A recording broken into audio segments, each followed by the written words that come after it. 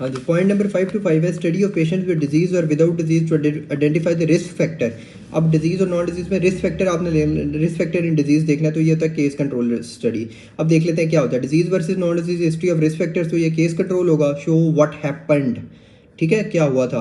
Risk factor versus disease, अब ये नहीं है कि डिजीज वर्सेस नॉन डिजीज नहीं है, risk factor versus disease, frequency of disease and risk factors, तो ये होती है क्रॉस सेक्शनल कि व्हाट्स हैपनिंग, कि हो क्या रहा है, this is cross sectional. Case control था कि what happened, disease versus non disease, और रिस्क और डिजीज के साथ आता है व्हाट्स हैपनिंग, क्या हो रहा है, this is cross sectional study. Expose versus non expose to a risk factor, तो एक्सपोज कौन सा है और नॉन एक्सपोज कौन सा है रिस्क फैक्टर का एक ही डिजीज में, ठीक है, तो वो हो जाता है जी cohort study. Compare the therapeutic benefit of 2 और मोर ट्रीटमेंट और treatment versus placebo is clinical trial. कुछ प्रैक्टिस एमसीक्यूज है study between disease and non disease, case control, patient disease और not disease, case control, study of patient with और without disease, presence of risk factor in disease, cross sectional, ठीक है। Researcher testing efficacy of penicillin, तो ये होगा जी randomised control trial. Cohort study, exposure versus non exposure, which among the following, observational study, observational study होती है cohort study, it can be retrospective, data from smaller study one group of is combined with data from larger study, what type of this data is meta analysis, ये meta analysis होता है। 526 है जी correlation of two things by with test, student t test, okay sir. Test जो होता है ना वो हमेशा होगा ग्रुप्स के लिए, अगर 2 ग्रुप्स के लिए हो T for 2 वो होता है टी टेस्ट, ठीक है, comparing blood pressure between man and woman, और अनोवा होता है एक और इनोवेट कर दो वो 3 और मोर ग्रुप्स, ठीक है, comparison blood pressure between 3 ethnic groups. अच्छा, अब जो होता है काई स्क्वायर वो किसके लिए होता है, C for chi square, C for categorical data, differences between 2 और मोर परसेंटेजेस प्रोपोर्शंस, ठीक है, आई कैटेगोरिकल डाटा के लिए होता है, ठीक है। उसके बाद रिग्रेशन एनालिसिस किस लिए होता है कि is regression analysis a way of mathematically sorting out with those variable does indeed have an impact, if answer is the question which factor most which we can ignore most, ठीक है, ये regression analysis होता है, ठीक है। उसके बाद कुछ प्रैक्टिस एमसीक्यूज है जी, chi square 2/2 table, study comparison values chi square is used to measure statistical analysis, 2/2 table भी काई स्क्वायर में होता है सर। उसके बाद आ गया जी study of 40% women SCT 20% didn't, the best way to result certified is pie chart, उसमें परसेंटेज में आप पाई चार्ट, परसेंटेजेस के लिए P for percentage, P for pie chart होता है।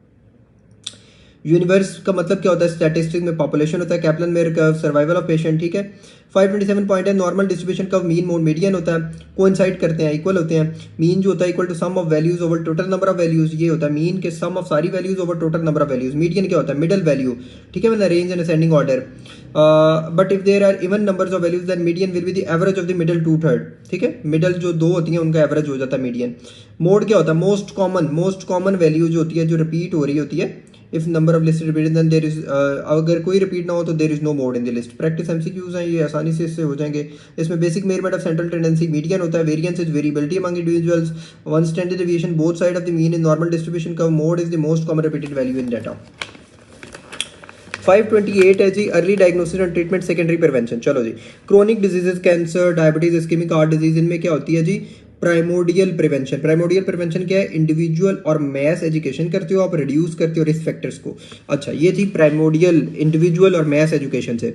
अब होती है जी प्राइमरी प्रिवेंशन, ये होती है प्री पैथोजेनेसिस फेज में, प्री पैथोजेनेसिस फेज में, जिसमें फिर क्या करेंगे, action taken prior to the onset of disease, health promotion और स्पेसिफिक प्रोटेक्शन होगी, ठीक है, तो ये प्रिवेंशन करेंगे डिजीज को, ठीक है, जैसे immunisation against infection disease, eating well, exercise, ये वो।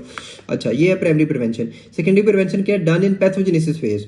इसमें क्या करते हैं, इसमें हम डिजीज जब हो जाती है तो उसके प्रोग्रेशन को रोकने के लिए अर्ली डायग्नोसिस और प्रॉम्प्ट ट्रीटमेंट करके हम करते हैं, ठीक है, इम्पैक्ट ऑफ डिजीज को कम करते हैं, regular exams and screening test वगैरह ये सारे होते हैं।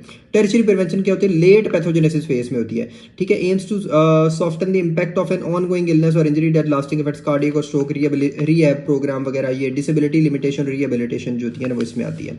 कुछ प्रैक्टिस एमसीक्यूज है, prevention of iron from bacterial saliva as well, lactoferrin for prevention of tetanus but should be given tetanus toxoid, ठीक है, और फिर ये जो होता है ऑस्टियोपोरोसिस वगैरह, और इधर classmate suffered fracture of neck of femur तो आप raloxifene selective oestrogen reuptake modulators दोगे, ठीक है, और vitamin A given to children तो ये होगा जी method of prevention specific protection. Specifically अगर विटामिन ए की बात की जाए तो ये स्पेसिफिक प्रोटेक्शन होगा, ठीक है। ओके जी, 523 पॉइंट है, 529 पॉइंट है।